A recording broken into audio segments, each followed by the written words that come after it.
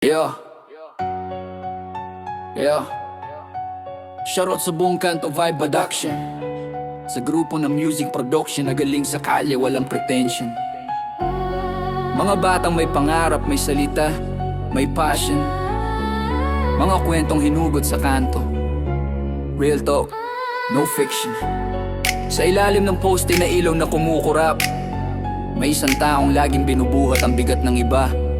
Pero pag siya na ang napagod sa laban, kanino sasandal ang sandalan? Beat drop, boom bap, maduming bass.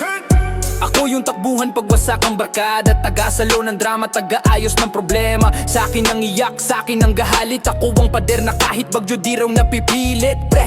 Kaya mo yan lagi nilang sabi. Ako ang matibay, ako ang saklolo lagi. Pero di nila alam pag uwi sa gabi, ako rin ang tahimik na umiiyak sa sarili. Balikat kong puno ng bigat ng mundo, pero sariling luha ko walang natutuyo. Ako ang ilaw pag madilim ang daan, pero sino ang sisindi kapag ako'y nawalan? Kanino sasandalang sandalan kung siya ang laging inaasahan? Kapag ang matibay ay napagod na rin, sino ang sasalo sa kanya sa hangin? Kanino sasandalang sandalan kung siya ang huling tinatakbuhan? Pag ang haligi ay nagkaroon ng lamat, sino ang sasalo sa kanyang bigat? Isang gabi sa kanto, tahimik ang paligid. Walang tropang umiiyak, walang drama sa pligid. Ako lang at ang anino kung pagod. Mga tanong sa isip na matagal na nakatago. Bakit parang bawal akong manghina? Bakit pag ako ang lumuha parang malipas? Sanay silang ako ang malakas, ako ang sandigan, pero tao lang din, hindi bakal, hindi pader na walang pakiramdam. Gusto ko rin marinig minsan nang dito kayong ako naman ang sasandal sa balikat ng iba. Hindi ako bayani sa pelikula ng buhay, may sugat din ang pusong pilit kong tinatago sa ingay.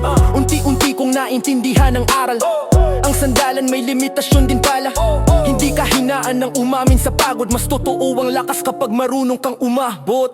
Kanino sasandalang sandalan? Sabihin mo siya ang laging inaasahan. Kapag ang matibay ay napagod na rin, sino ang sasalo sa kanya sa hangin? Kanino sasandalang sandalan kung siya ang huling tinatakbuhan? Pag ang haligi ay nagkaroon ng lamat, sino ang sasalo sa kanyang bigat? Yeah. Sa buong Kanto Vibe Production, para to sa mga tahimik na haligi, sa mga kapatid, tropa, magulang na laging malakas sa paningin ng iba. Kung ikaw yun, hindi ka nag-iisa. Yeah. Ngayon natuto na akong magsabi ng sandali. Hindi lahat kaya kong akuin palagi. Natutuwa akong maging totoo sa nararamdaman, dahil kahit sandalan may pusong nasasaktan. Kung ako ang haligit at tayo pa rin, pero hindi ko nakakalimutang ako rin ay may hangin. May araw ding ako ang sandalan, may araw ding ako ang sasandal ng totoo. Dahil ang sandalan na marunong ding sumandal, mas tumitibay, mas lalong tumatagal. Sa mundong puno na sugat at sugatan, may sasandal rin sa sandalan kapag siya na may nangangailangan. Kaya sa grupo ng Kanto Vibe Production, saludo sa mga haligi ng tahanan at tropahan. Kung ikaw ang laging matapag, okay lang mapagod, okay lang umiyak, okay lang sumandal.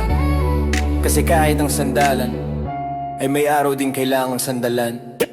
Beat trap, boom bap, maduming.